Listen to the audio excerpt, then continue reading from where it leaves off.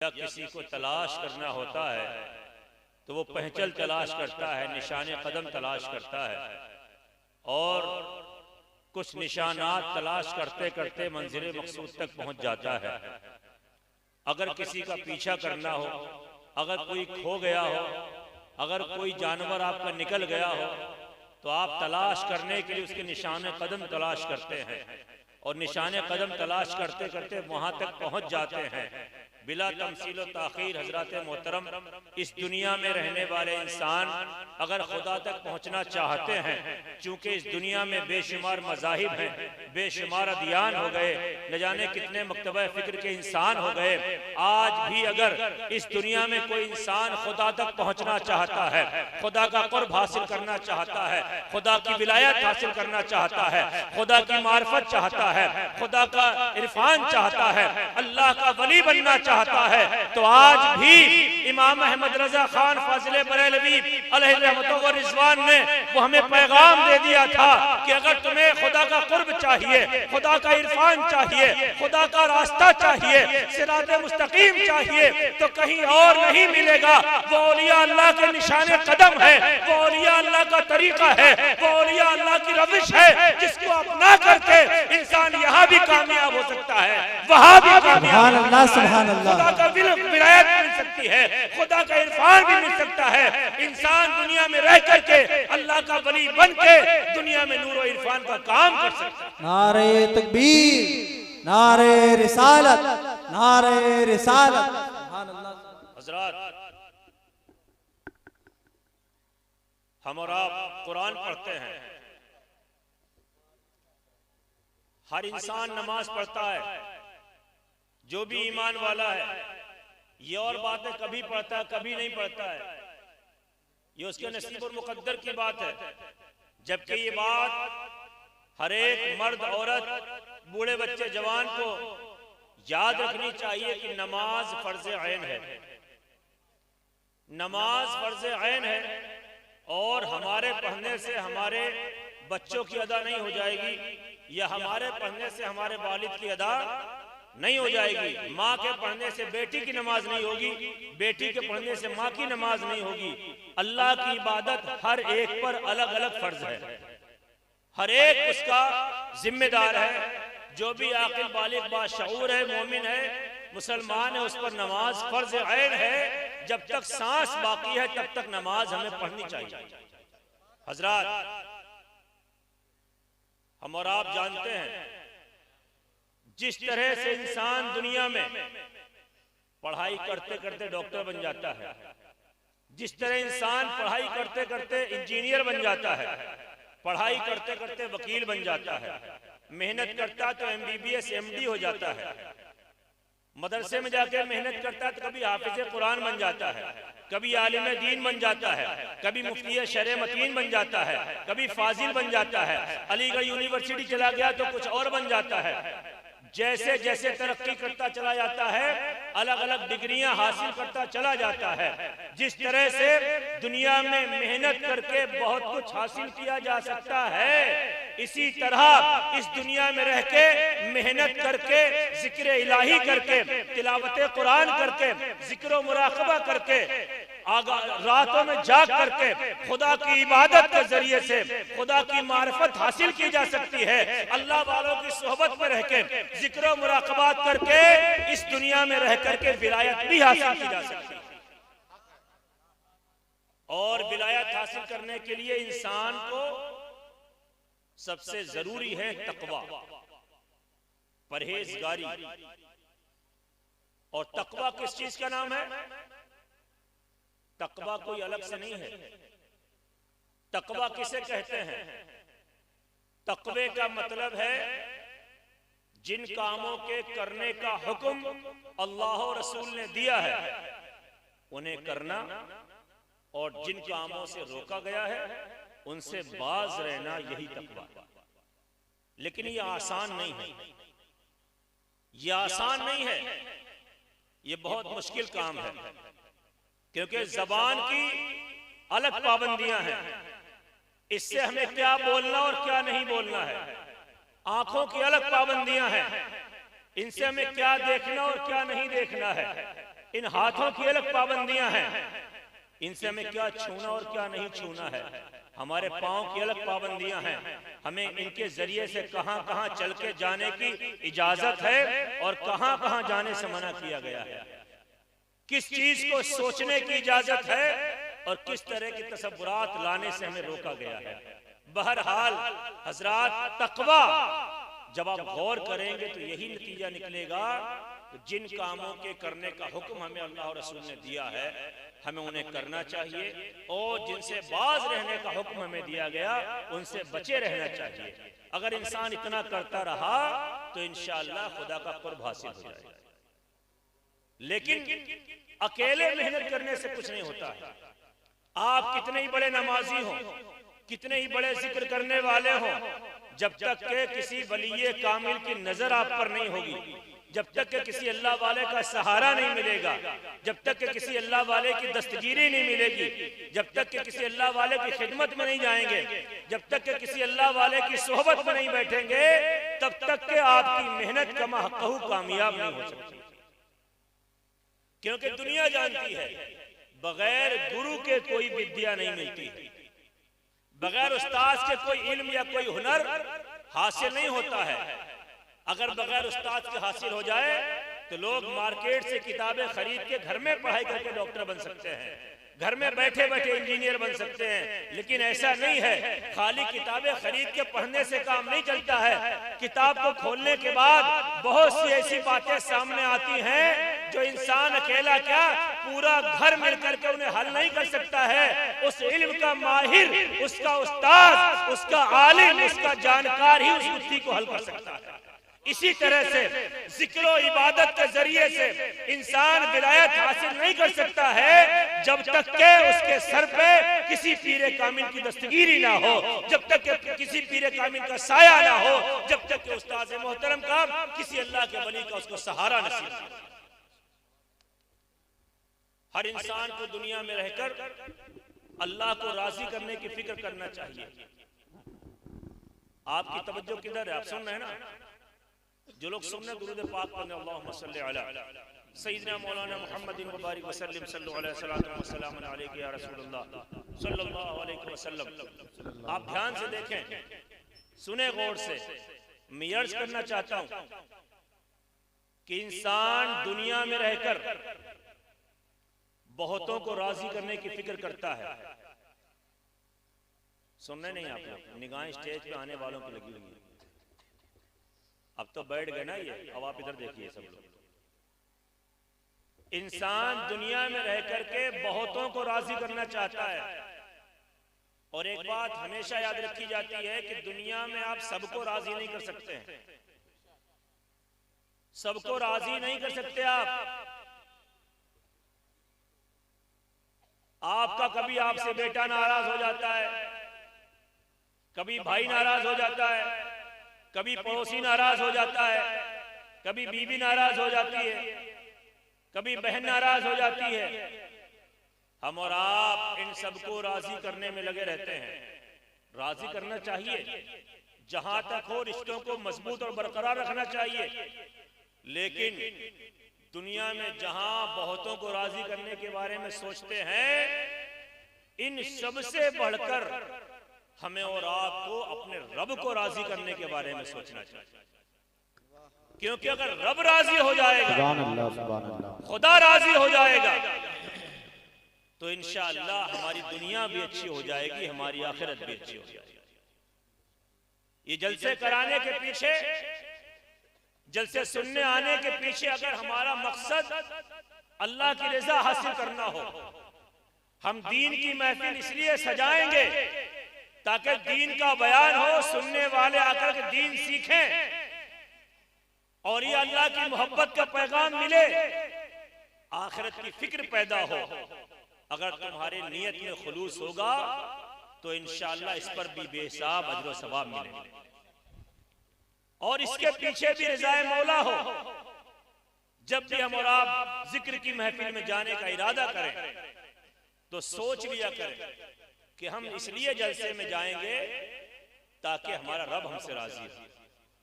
नमाज पढ़ने जाएंगे, नमाज इसलिए पढ़ेंगे ताकि हमारा रब हमसे राजी हो जाए। ज़कात इसलिए देंगे ताकि हमारा खुदा हमसे राजी हो जाए। हज इसलिए करेंगे ताकि हमारा रब हमसे राजी हो जाए। इसलिए हज नहीं करेंगे कि लोग हमें हाजी साहब का खिताब दे देंगे। हम इसलिए उम्रा नहीं करेंगे कि लोग हमारी तारीफ करना शुरू कर देंगे। इश्क इलाही के साथ, इश्क रसूल के साथ जो इबादत की जाती है, वो चाहे उम्रे की सूरत में हो, हज की सूरत में हो, ज़कात की सूरत में हो, रोजे की सूरत में हो, नमाज की सूरत में हो, सदकात की सूरत में हो, बेवाओं बेसहारों की मदद की सूरत में हो, अगर हमारी नीयत में खुलूस है और नीयत में रिज़ाए मौला शामिल है, तो इंशाअल्लाह हमारा तुम्हारा हर अमल कामयाब हो जाएगा और हर अमल मकबूल हो जाएगा और हर एक अमल की इंशाअल्लाह में आपको बरकतें नसीब। सुभान अल्लाह, सुभान अल्लाह, हक है, जिंदाबाद जिंदाबाद। और जब बंदा हर काम खुदा की रजा के लिए करता है, जिक्र हो तो खुदा के लिए, इबादत हो तो खुदा की रजा के लिए, दीन की तबलीग हो तो खुदा की रजा के लिए, नात ख्वानी हो तो खुदा की रजा के लिए, तकरीर हो तो खुदा की रजा के लिए, जलसा हो तो खुदा की रजा के लिए, मिलाद हो तो खुदा की रजा के लिए, अजान भी पढ़े तो खुदा की रजा के लिए, नमाज भी पढ़े तो खुदा की रजा के लिए। इंशाअल्लाह जब हमारा हर नेक अमल खुदा की रजा के लिए होगा तो फिर हमें अल्लाह का कुर्ब और अल्लाह की विलायत जरूर नसीब होगी।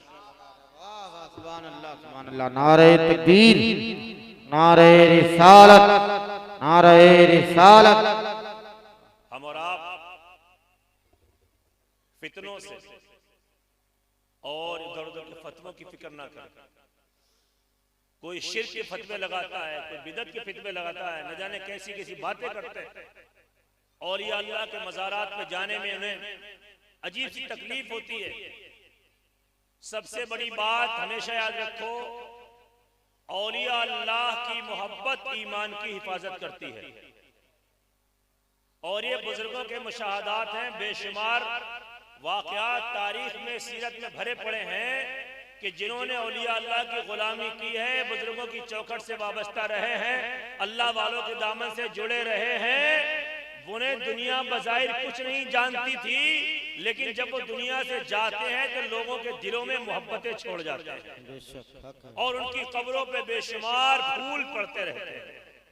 औलिया अल्लाह के दामन से जुड़े रहने में, औलिया अल्लाह की गुलामी रखने में, बुजुर्गों से वाबस्ता रहने में ही हमारा तुम्हारा फायदा है। जो लोग शिर्क और बिदअत के फतवे लगाते हैं, उनमें किसी में ये हिम्मत नहीं है कि अहले सुन्नत के किसी भी आलिम के सामने बैठकर कुरान और हदीस की रोशनी में बात कर सके। क्योंकि औलिया अल्लाह के मज़ारात पे जाना, बुजुर्गों की बारगाहों में जाना, उनसे अकीदत रखना, चादर चढ़ाना, फूल पेश करना, इसके सबूत तो आपको हदीसों में मिल जाएंगे, लेकिन कहीं मना लिखा हो पूरे कुरान और हदीस में कहीं नहीं मिलेगा। कहीं ये लिखा हो कि ये बात शिर्क है, ऐसा कहीं नहीं मिलेगा। तवज्जो है ना आपकी? अभी आपने सुना, सुनेंगे, मिलते रहते हैं, लोग पूछते ना कि कहां लिखा हुआ है, जलसे कराना कहां लिखा है, मिलाद मनाना कहां लिखा है ना, जुलूस निकालना कहां लिखा है, ये खिचड़ा पकाना कहां लिखा है। इस तरह के सवालात करने वाले मिलते हैं, बेशुमार मिलेंगे आपको। उनसे मोहब्बत से ये पूछ लो कि ये मना कहां लिखा है। नहीं समझे? ये मना कहां लिखा है? कोई हदीस दिखाओ जहां लिखा हो खिचड़ा पकाना मना है, कोई रिवायत दिखाओ जहां लिखा हो जुलूस निकालना मना है, कोई रिवायत लेके आओ जहां लिखा हो कि मीलाद की महफिल कराना मना है। ऐसी कोई रिवायत नहीं मिलेगी। ये सिर्फ दीन में खुराफात करना और मुसलमानों को आपस में बांटना, इनके जहन खराब करना और इनके दिलों से इश्क़ रसूल की दौलत को छीन लेना, यही इनका मकसद है। लेकिन हमें तुम्हें एक बात अपने जहन में रखनी चाहिए। हदीस पाक की रोशनी में रसूल करीम सल्लल्लाहु अलैहि वसल्लम ने फरमाया, अल मरउ मअ मन हब्ब। एक लंबी हदीस का हिस्सा है। इंसान दुनिया में जिससे मोहब्बत करता है, क़यामत के दिन उसी के साथ होगा। कहिए सुभान अल्लाह। इंसान दुनिया में जिससे मोहब्बत करता है क़यामत में उसी के साथ होगा। इंसान अगर अपने नबी से मोहब्बत करता है तो क़यामत में नबी अलैहिस्सलाम के साथ होगा। इंसान इमाम हुसैन से मोहब्बत करता है तो इमाम हुसैन के साथ होगा। इंसान अगर गौसे आजम से मोहब्बत करता है तो गौसे आजम के झंडे के नीचे होगा। गरीब नवाज से मोहब्बत करता है तो गरीब नवाज के झंडे के नीचे होगा। मखदूम अशरफ के समरानी से मोहब्बत करता है तो उनके झंडे के नीचे होगा। वारिसे देवा से मोहब्बत करता है तो उनके साथ होगा। साबिर कलियर से मोहब्बत करता है तो उनके साथ होगा। मदारे आलमीन से मोहब्बत करता है तो उनके साथ होगा।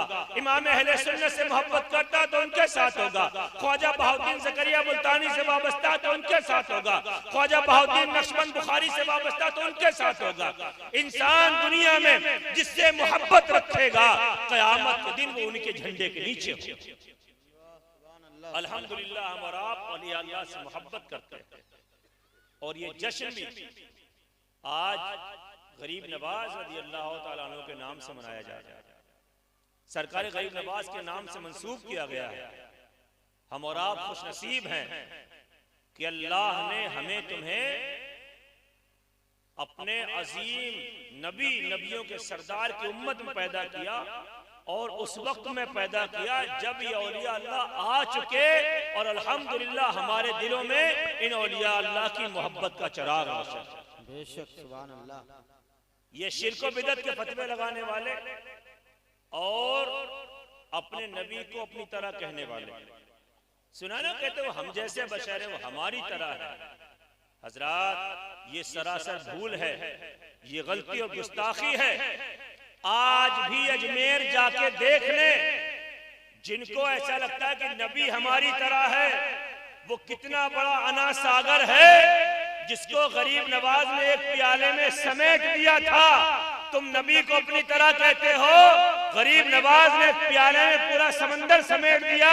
तुम जरा 100 ग्राम की थैली में 105 ग्राम भर के दिखा दो, नहीं कर सकते कभी। एक चट्टान जिसको देव ने फेंका था, गरीब नवाज को मारना चाहता था, उन्हें खत्म कर देना चाहता था। गरीब नवाज नीचे बैठे थे, चट्टान ऊपर से लुढ़क के आ रहा था। रसूल करीम सल्लल्लाहु अलैहि वसल्लम का नवासा, ये हसनी हुसैनी सादात में से हजरत गरीब नवाज रज़ी अल्लाह तआला अन्हु ने इरशाद फरमाया, ए चट्टान, अगर तुझे मेरे ऊपर गिरने का हुक्म खुदा ने दिया है तो अभी आके गिर जा, और अगर किसी शैतान की ताकत से आ रहा तो वहीं रुक जा। आज भी वो चट्टान वैसे की वैसी रुकी पड़ी। लोग रसूल करीम को अपने जैसा कहते हैं।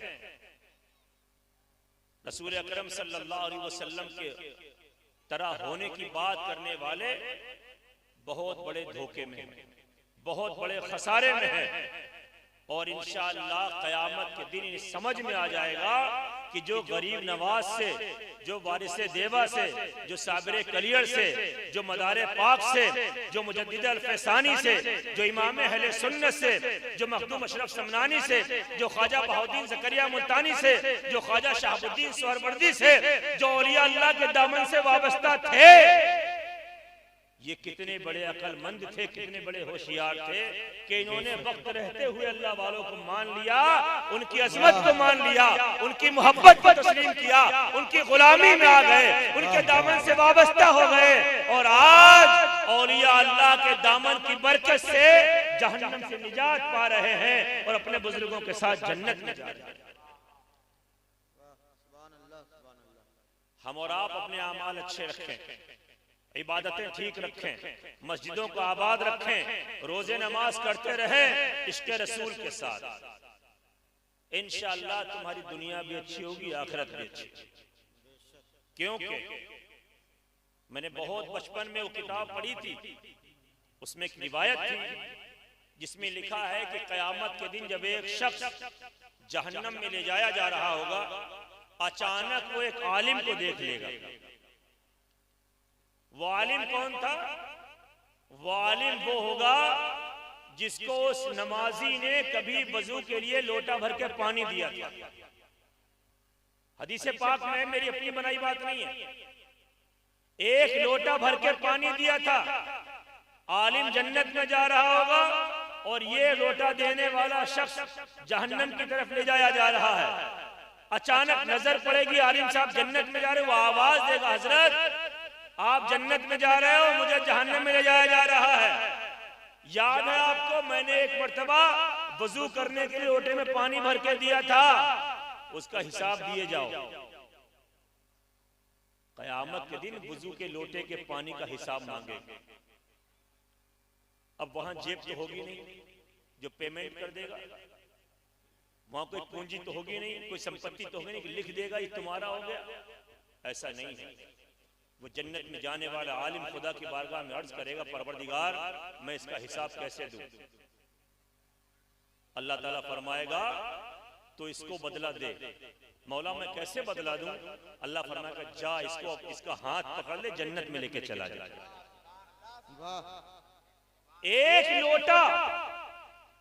लोटा वजू का पानी अपने इमाम को, आलिम दीन को देने वाला शख्स उस आलिम की शफाअत से, उस आलिम की सिफारिश से जन्नत में चला जाएगा।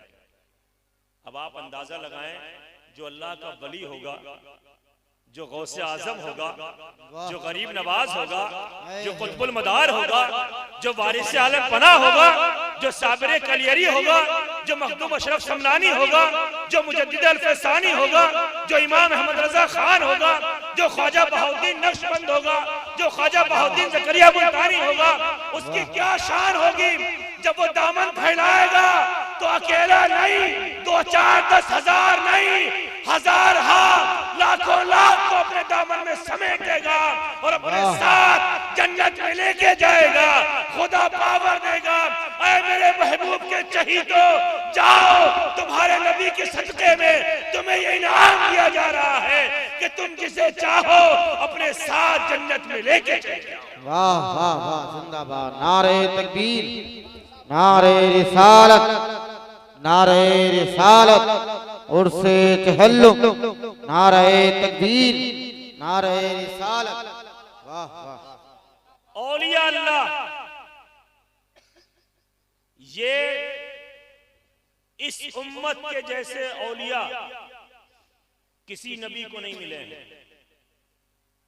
जिस तरह से इस उम्मत को जैसा नबी मिला, ऐसा नबी किसी उम्मत को नहीं मिला। नबी बहुत आए हैं, रसूल बहुत आए, लेकिन जैसा हमारा नबी ऐसा किसी का नबी नहीं है। जैसा रसूल हमें मिला ऐसा रसूल किसी को नहीं मिला। और जैसे औलिया इस उम्मत में पैदा हुए ऐसे औलिया किसी उम्मत में नहीं मिले। कोई ऐसा वली पिछली उम्मतों में नहीं है। यही उम्मत है, यही उम्मत है और यही नबी है जिस नबी ने अपनी उम्मत के उलमा के बारे में फरमाया, उलमा उम्मती का अंबियाए बनी इसराइल, मेरी उम्मत के उलमा बनी इसराइल के नबियों की तरह हैं। अगर ये सनद मिली है तो इसी उम्मत के उलमा को मिली है। ये और किसी नबी ने ऐसा कौल नहीं किया और ऐसी शान किसी उम्मत के वलियों को नसीब नहीं। जब तक कयामत के दिन हमारे तुम्हारे नबी अलैहिस्सलाम तशरीफ न लाएंगे, कोई नबी शफाअत नहीं करेगा, कोई नबी किसी के काम नहीं आएगा। सब लोग रोते पीटते बिलखते चीखते चले जाएंगे। हजरत आदम के पास जाएंगे, अला नबीना अलैहिस्सलाम वो मना कर देंगे। इब्राहीम अलैहिस्सलाम के पास जाएंगे, वो मना कर देंगे। सानिया आदम हजरत नूह अलैहिस्सलाम के पास जाएंगे, वो मना कर देंगे। हजरत शीश के पास जाएंगे, वो भी इनकार कर देंगे। दाऊद अलैहिस्सलाम के पास जाएंगे, वो भी मना कर देंगे। इसहाक अलैहिस्सलाम के पास जाएंगे, वो भी मना कर देंगे। याकूब अलैहिस्सलाम के पास जाएंगे, वो भी मना कर देंगे। हत्ता के हजरत मूसा, हजरत ईसा अला नबीना अलैहिस्सलात व तस्लीमात, आदम से लेके ईसा तक सारे नबियों के पास जाकर के उम्मतें थक जाएंगी और हर एक नबी की जबान पे होगा इज़हबू इला गैरी, इज़हबू इला गैरी। आज मैं तुम्हारे कोई काम नहीं आ सकता, अभी मैं तुम्हारा कुछ नहीं कर सकता, अभी तो किसी और के पास चले जाए। हर तरफ परेशानी का आलम होगा, लेकिन अल्लाह अकबर, मुस्कुराते हुए सरकारे मदीना सल्लल्लाहु अलैहि वसल्लम तशरीफ ले आएंगे। जो ही हुजूर तशरीफ लाएंगे कयामत का नक्शा बदल जाएगा। मंजर बदल जाएगा। सब लोग हाथ बांध लेंगे, सारे अंबिया दस्तबस्ता हैं, सब रसूल हाथ बांधे हैं, सारे औलिया हाथ बांधे हैं, सारे सहाबा हाथ बांधे हैं, मलाइका हाथ बांधे हैं, हूरो गिलमान अदब से खड़े हैं और ऐलान हो रहा होगा मरहबा मरहबा या रसूल अल्लाह, अस्सलातु वस्सलामु अलैका या शफीअल मुज़निबीन, अस्सलातु वस्सलामु अलैका या रहमतल लिल आलमीन, अस्सलातु वस्सलामु अलैका या हबीब रब्बिल आलमीन। हुजूर की बारगाह में सब सलाम भेज रहे होंगे और हुजूर का इस्तकबाल कर रहे होंगे। क्या बात है, वाह। और हमारे तुम्हारे नबी सल्लल्लाहु ताला अलैहि वसल्लम शफाअत का ताज पहनकर अपनी ऊंटनी पे सवार होकर हश्र के मैदान में तशरीफ ला रहे हैं। अहले सुन्नत सलाम पढ़ते हैं तो इनको दर्द होता है, दिमाग खराब हो जाता है। मुस्तफा उनके बेटे का नाम था, रहमत किसका नाम था, न जाने कहां कहां की इधर से उधर लगाते हैं। मुस्तफा रहमत की जान है, मुस्तफा रहमतुल्लिल आलमीन है। आला हज़रत ने यूं ही नहीं कहा था। इमाम अहमद रज़ा खान फाजिल बरेलवी अलैहि रहमत व रिज़वान फरमाते हैं, मुस्तफा जाने रहमत पे लाखों सलाम, शमे बज़ में हिदायत पे लाखों सलाम। काश महशर में जब उनकी आमद हो और भेजे सब उनकी शौकत पे लाखों सलाम। मुझसे खिदमत के कुदसी कहे हाँ रज़ा, मुस्तफा जाने रहमत पे लाखों सलाम। हज़रात, हश्र के मैदान में सारे अंबिया, सारे मुरसलीन, सारे मलाइका हुजूर की बारगाह में सलाम पेश कर रहे होंगे। उस मंजर को जब आला हज़रत ने देखा तो ये शेर लिखा कि जब सारे लोग हुजूर की बारगाह में सलाम पेश करते हो तो काश खिदमत के फरिश्ते मुझसे भी कह दें, हाँ रज़ा तू भी पढ़।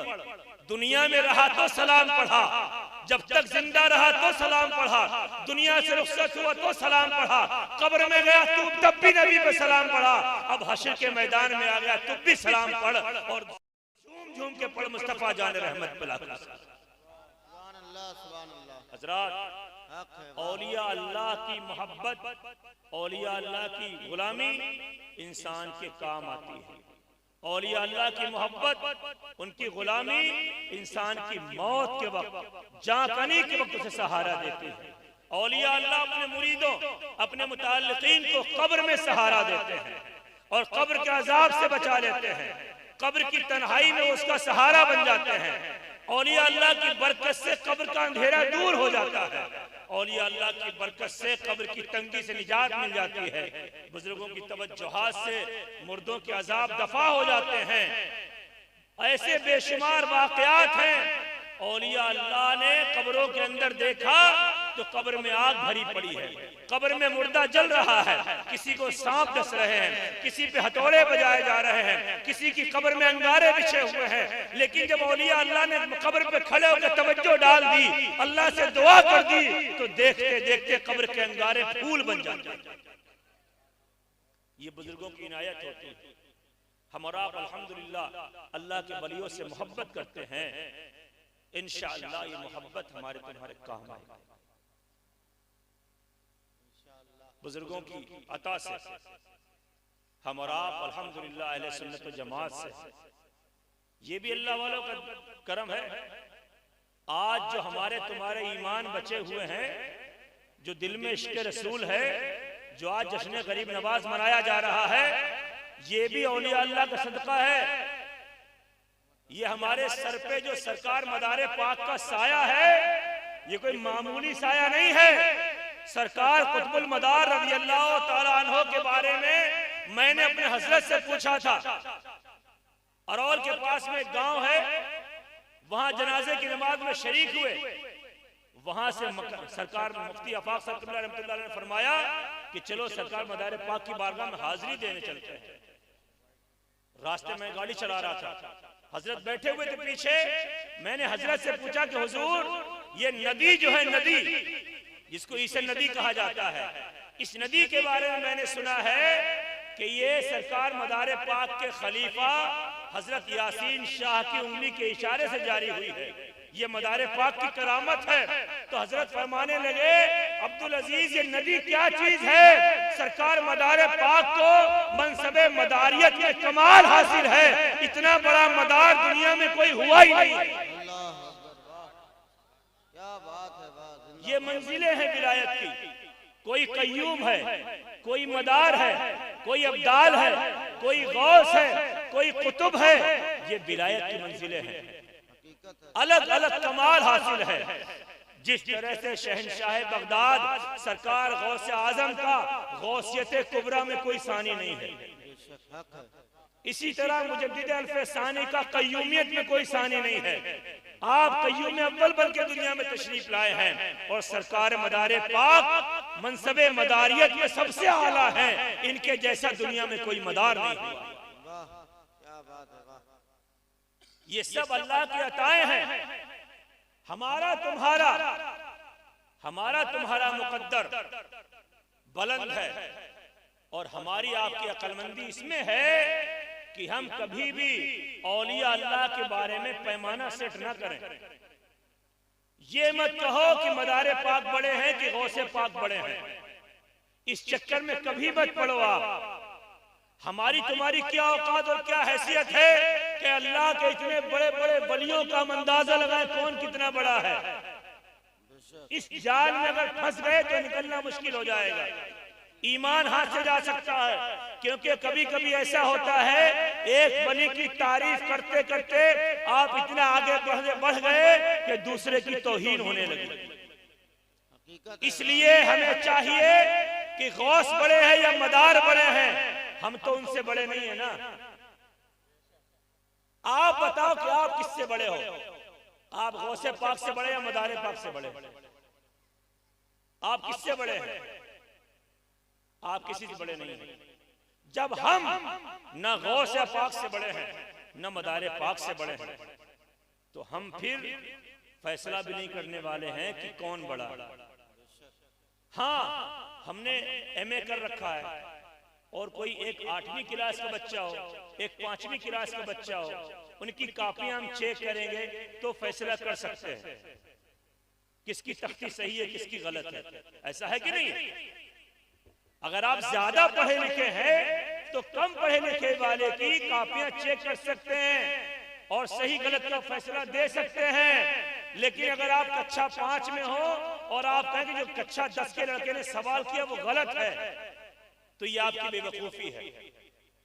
मैं ये मिसाल इसलिए दे रहा हूं कि गौसे पाक और मदारे पाक के सामने हमारी आपकी क्या औकात है?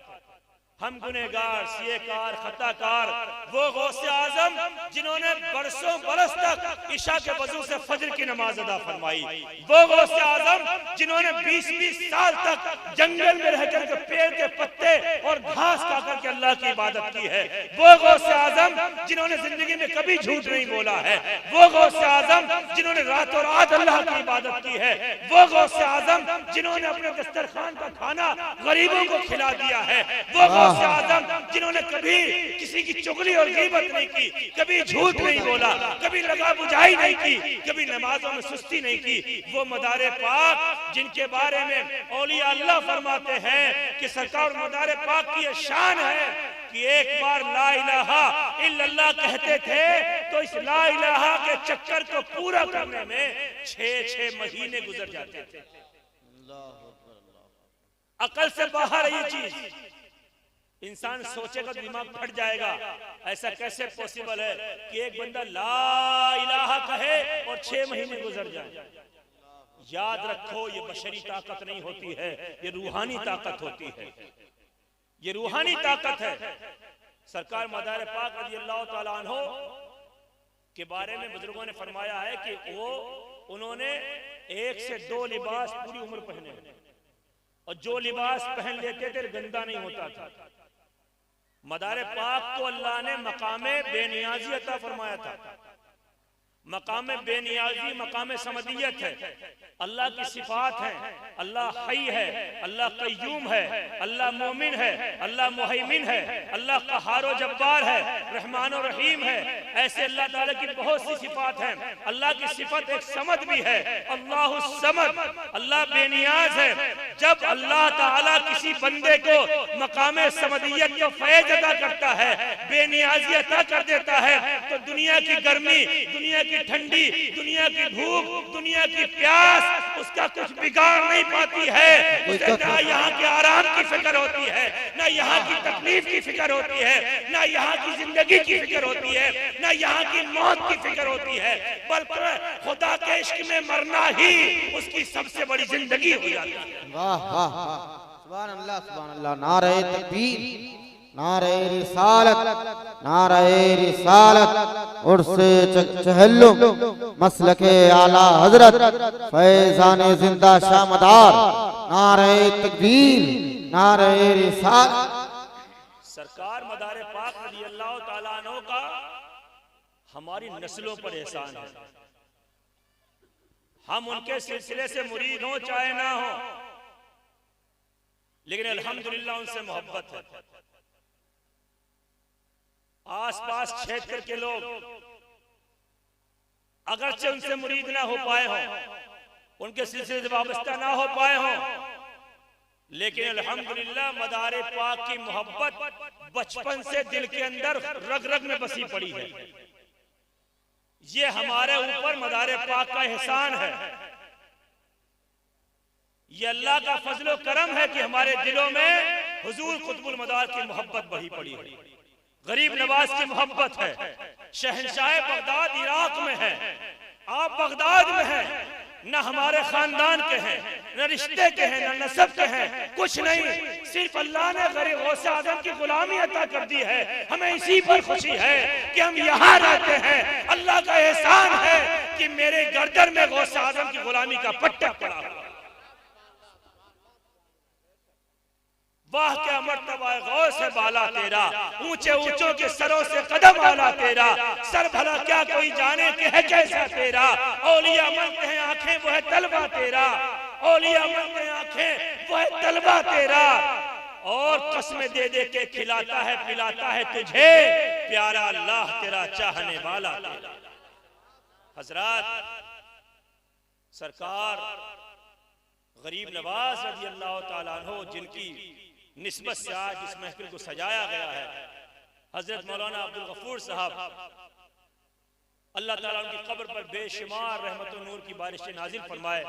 और शहंशाह बगदाद और शहंशाह अजमेर और शहंशाह बुखारा, जुमला औलिया अल्लाह के तुफैल, बिलखुसूस ताजदार मदीना सल्लल्लाहु अलैहि वसल्लम के तुफैल, उनकी कब्र को रहमत और नूर से भर दे और क़यामत तक उनके दर्जात को बुलंदियां अता फरमाए और जन्नत में अपने महबूब बंदों को पड़ोस नसीब फरमाए। अल्लाह ताला हमें तुम्हें सबको दोनों जहान की भलाई अता फरमाए। हजरात, ये अल्लाह का फजलो करम है कि हम औलिया अल्लाह से मोहब्बत करते हैं। इस बात पे खुश रहिए और नमाजों की पाबंदी रखिए। औलिया अल्लाह की मोहब्बत बेशक काम आएगी, बिलयकीन काम आएगी और बेशुमार गुनहगार बुजुर्गों की इनायत से उनकी शफाअत से बख्शे जाएंगे। खुद हमारे सरकार इमाम रब्बानी मुजद्दिद अल-फसानी रज़ी अल्लाह ताला अन्हु फरमाते हैं, आपने इशारतन फरमाया कि अल्लाह ताला मेरी वजह से, मेरी शफाअत से बेशुमार बंदों को जहन्नम से निजात अता कर देंगे। सरकार औलिया अल्लाह की ताकतों का अंदाजा नहीं लगाया ना इन लोगों ने। सरकार इमाम रब्बानी मुजद्दिद अल-फसानी रज़ी अल्लाह अन्हु फरमाते हैं, अल्लाह ने मुझे वो ताकत दी है कि अगर मैं तवज्जो डाल दूं तो पूरी दुनिया के लोग मुसलमान हो जाएंगे। दिलों पे ऐसी हुकूमत हो सकती है, लेकिन अल्लाह की मर्जी ऐसी नहीं है। अल्लाह ऐसा नहीं चाहता है, इसलिए अल्लाह वाले भी ऐसा नहीं करते। सरकार इमाम रब्बानी फरमाते हैं रज़ी अल्लाह ताला अन्हु कि अगर मैं सूखी लकड़ी पे तवज्जो डाल दूं तो वो हरी हो जाएगी, उससे पत्ते निकलना शुरू हो जाएंगे। अल्लाह वालों की निगाहों में तासीर होती है और जब वो निगाह विलायत किसी पर डाल देते हैं तो पंडितों को हाफिज कुरान बना देते हैं, चोरों को कुतुब और अब्दाल बना देते हैं। जब निगाह विलायत पड़ती है तो न जाने बंदा कहां से कहां पहुंच जाता है। मिट्टी पे पड़ा हुआ बंदा, शराब की भट्टियां चलाने वाला बंदा, शराब के नशे में चूर रहने वाला बंदा, जब अल्लाह का फजल करम होता है तो एक लम्हे में बिशर हाफी बन जाता है और वलियों का सरदार बन जाता है। जुनैद बगदादी, जिसको दुनिया जुनैद पहलवान के नाम से जानती थी, एक आले रसूल की इज्जत और एहतराम करने की वजह से उस जंगल से निकलने के बाद अल्लाह ने उन्हें सैयद ताइफा बना दिया, वलियों का सरदार बना दिया। जब खुदा का फजल करम होता है तो बंदे को तरक्की करने में देर नहीं लगती। अल्लाह ताला हमें तुम्हें अपने महबूब बंदों के सदक़े में अपने जिक्र और इबादत की खुलूस के साथ जिंदगी भर इबादत करने की तौफीक अता फरमाए। कोई भी इबादत हो, चाहे तिलावत हो, चाहे नमाज हो, चाहे हज हो, चाहे ज़कात हो, कुछ भी हो, अगर उसके अंदर खुलूस नहीं है तो सब बर्बाद हो जाएगा। कुरान फरमा रहा है मुखलिसीना लहुद्दीन, ये ईमान वालों की सिफत बयान की कि दीन की हर बात अल्लाह के लिए खालिस करने वाले जो होते हैं वही खुदा के करीबी होते हैं। अल्लाह ताला हमें तुम्हें अपने महबूब बंदों के सदक़े में तक़वे की दौलत इख्तियार करने की तौफीक अता फरमाए और तक़वे पर जिंदा रखे, तक़वे पर कायम रखे और तक़वे और परहेजगारी के साथ अच्छी मौत अता फरमाए। मौत आने से पहले परवरदिगार जितने लोग यहाँ बैठे हैं सरकार गरीब नवाज के साथ साथ सरकार मदीना सल्लल्लाहु अलैहि वसल्लम के दर की हाजिरी नसीब फरमा दे। व आखिर दावाना अनिल हम्दुलिल्लाहि रब्बिल आलमीन। अस्सलाम वालेकुम।